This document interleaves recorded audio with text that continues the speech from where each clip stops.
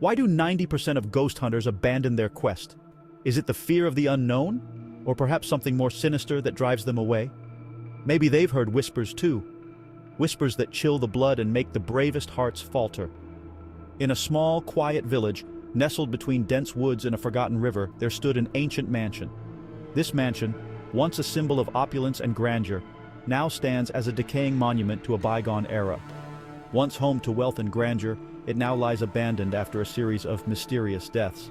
The walls, which once echoed with laughter and music, now stand silent save for the occasional creak and groan of the old structure settling.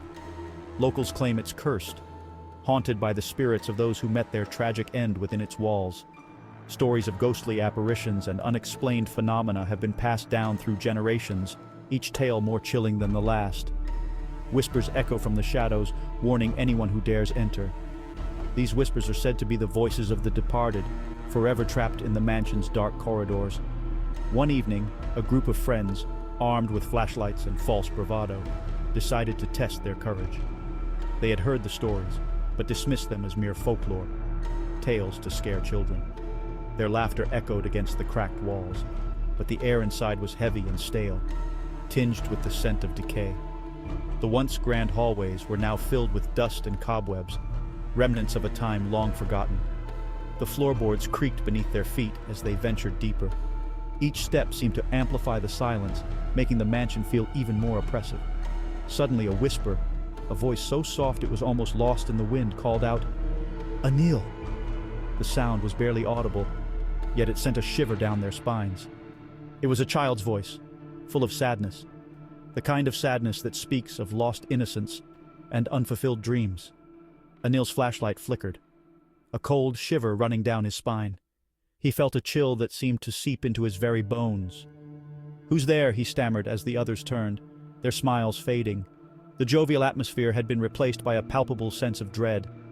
The voice came again from a dark corner. This time it was clearer, more insistent. They shone their flashlights, revealing only shifting shadows. The darkness seemed to move and breathe, as if alive. Then a figure emerged, a young girl with wide, lifeless eyes and a torn white dress. Her presence was both ethereal and terrifying. She raised her hand, pointing toward the doorway. "Leave, now."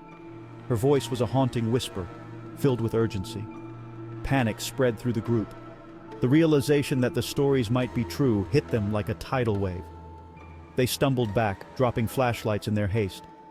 The once confident group was now a mess of fear and confusion.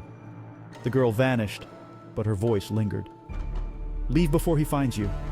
The warning was clear, and it echoed in their minds.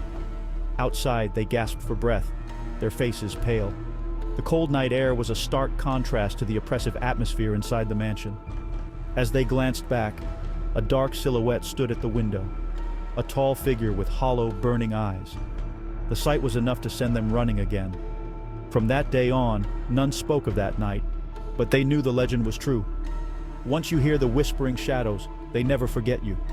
The experience had left an indelible mark on their souls, and the tall figure, the keeper of lost souls, will always be watching, waiting for your return.